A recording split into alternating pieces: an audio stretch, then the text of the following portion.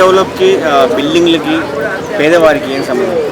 Buildings పేదవాళ్ళు ఎలా బతికారు? వాడు 10,000 ఇచ్చాడు, దాన్ని వేరే యాంగిల్లో దాన్ని తీసేసుకున్నారు. డెవలప్‌కి బిల్డింగ్‌లకి, పేదవారికి ఏం సంబంధం?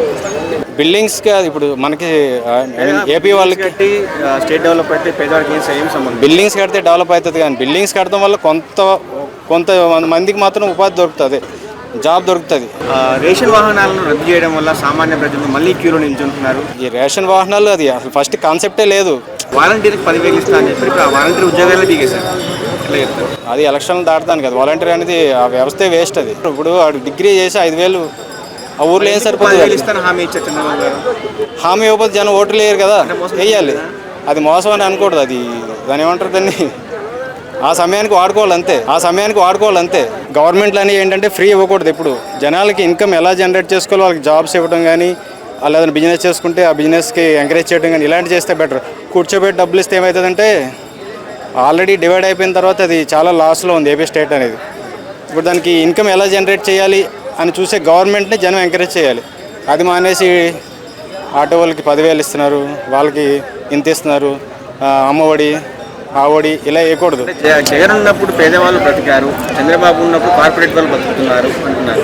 అది జనం అలా అనుకుంటారు. కార్పొరేట్ పేదవాళ్ళు ఎలా బతికారు? వాడు 10,000 ఇచ్చాడు, దాన్ని వేరే యాంగిల్లో దాన్ని తీసేసుకున్నారు. ఇప్పుడు ఏంటంటే కార్పొరేట్ అంటే వీళ్ళు తీసుకొచ్చి కంపెనీస్ పెడితే చదువుకున్న వాళ్ళు ఊరి నుంచి ఇప్పుడు ఆల్రెడీ హైదరాబాద్ ఈ తెలంగాణ డివైడ్ అయిపోయినాయి. అందరూ హైదరాబాదే వచ్చి చేయాలంటే కష్టం కదా.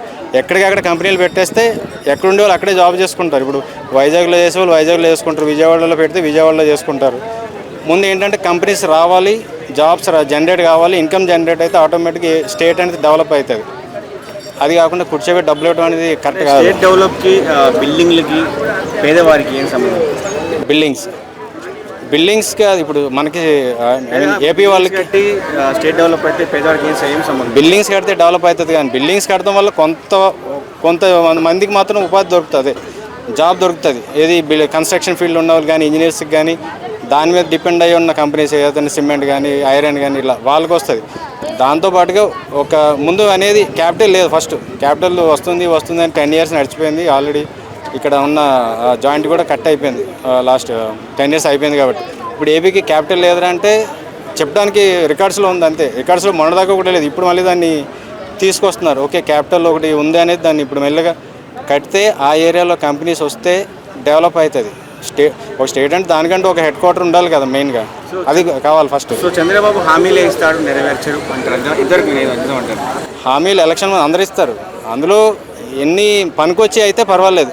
అనవసరం ఇచ్చేసి దాని మీద డబ్బులు ఖర్చు పెడతాం అనేది మంచి పద్ధతి అయితే కాదు. ఫ్రీ బస్ ఇస్తా అంటున్నారు, ఫ్రీ బస్సు ఇప్పుడు August 15th నుంచి స్టార్ట్ అంటున్నారు. యాక్చువల్గా ఏంటంటే అది ఫ్రీ బస్సులో కూడా మరీ ఫ్రీ ఇచ్చేయడం అనేది వేస్ట్. ఎందుకంటే బడ్జెట్ అనేది చాలా తక్కువ ఉంది కదా ఏపీ స్టేట్కి. ఫ్రీ ఇచ్చేయడం వల్ల ఏంటంటే మళ్ళీ దానికి బర్డెన్ అయిపోతుంది గవర్నమెంట్కి. దాంట్లో కొన్ని రూల్స్ పెడితే బెటర్. ఇంత ఏజ్ వాళ్ళకి ఇది, లేదంటే స్టూడెంట్స్కో, లేదంటే ముసలి వాళ్ళకో ఇలా పెడితే బెటర్. లేదంటే మిస్యూజ్ అయిపోతుంది. ఇప్పుడు తెలంగాణలో చూసాం, చాలా వీడియోస్ కూడా కామెడీగా వచ్చినాయి కదా, ఈ ఫ్రీ బస్ ఎలా మిస్యూజ్ అయిపోతుంది అనేది. దాని ప్లేస్లో ఏంటంటే దానివల్ల మళ్ళీ దాని మీద బేస్ అయి ఉన్న ఆటో వాళ్ళు కానీ వీళ్ళకి మళ్ళీ ఎఫెక్ట్ పడుతుంది కదా ఫ్రీ బస్. రేషన్ వాహనాలను రద్దు చేయడం వల్ల సామాన్య ప్రజలు మళ్ళీ క్యూలో నిల్చుంటున్నారు. ఇది ఈ రేషన్ వాహనాలు అది అసలు ఫస్ట్ కాన్సెప్టే లేదు. దాని వెనక చాలా ఉంటాయి. ఈ వాహనాలు కాంట్రాక్ట్లు అంటే అది ఎవరెవరికో ఉండి ఎవరి ద్వారా అవి కొనుక్కొచ్చి ఇప్పుడు దాని మెయింటెనెన్స్, దానికి ఒక డ్రైవర్ని పెట్టాలి, వాడు ఇంటింటికి రావాలి. అందరూ ఇంటికాడే కూర్చోరు కదా, వాహనాలు వస్తున్నాయి మేము రేషన్ తీసుకుంటామని. పనికి వెళ్ళిపోతారు. ఆ సమయానికి వెళ్ళి ఇంటికి వెళ్ళకపోతే వాడు వెళ్ళిపోతాడు ఇవ్వకుండా.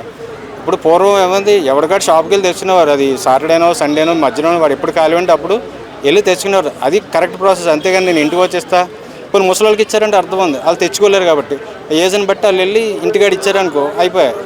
అలా కాకుండా నేను ఇంటికి వెళ్ళిస్తా, బండి వేసుకెళ్ళిస్తా అంటే దాని మెయింటెనెన్స్ ఎక్కడి నుంచి వస్తుంది, మళ్ళీ డ్రైవర్కి డబ్బులు ఇవ్వాలి కదా. వాలంటీర్కి 10,000 ఇస్తా అని చెప్పి ఆ వాలంటీర్ ఉద్యోగాలు దిగేశారు. ఎట్లా చెప్తారు? అది ఎలక్షన్లు దాటుతాను కదా, వాలంటీర్ అనేది ఆ వ్యవస్థే వేస్ట్. అది దానివల్ల ఇప్పుడు లాస్ట్ టైం వాలంటీర్లు చూసాం, దాంట్లో వాళ్ళకి ఇచ్చే జీతంతో పాటు వాళ్ళ సాక్షి పేపర్లు కూడా కొనిపించుకున్నారు. అది మనం ఆల్రెడీ న్యూస్లో చూసాం. ఇది నేను చెప్పేదే కాదు, ఆ పేపర్లు బలవంతంగా కొనిపిస్తుంది. దానికి 200, అది కూడా గవర్నమెంట్ డబ్బులు ఇచ్చినాయి కదా. దానికంటే వాళ్ళకి వేరే ఆప్షన్ చూపిస్తే బెటర్. ఇప్పుడు వాడు డిగ్రీ చేసి 5,000 ఆ ఊర్లో ఏం సరిపోతుంది? హామీ ఇచ్చారు చంద్రబాబు గారు. హామీ ఇవ్వకపోతే జనం ఓట్లు వేయరు కదా, వేయాలి. అది మోసం అని అనకూడదు. అది దాని ఏమంటారు, దాన్ని ఆ సమయానికి వాడుకోవాలి అంతే. వాళ్ళు ముందే ఈ వాలంటీర్లు కరెక్ట్గా కాదని ముందే చెప్పేశారు. వీళ్ళు దాని వీళ్ళంటే రచ్చ చేస్తున్నారు కదా 10,000 అది ఇవ్వడం నాకు తెలుసు, అది అది అయ్యే పని కాదు, అది 10,000 అంటే ఫైనల్గా జగన్ మళ్ళీ వస్తాడని రానంటారు. రారు, వచ్చే ఛాన్స్ అయితే లేదు. Thank you.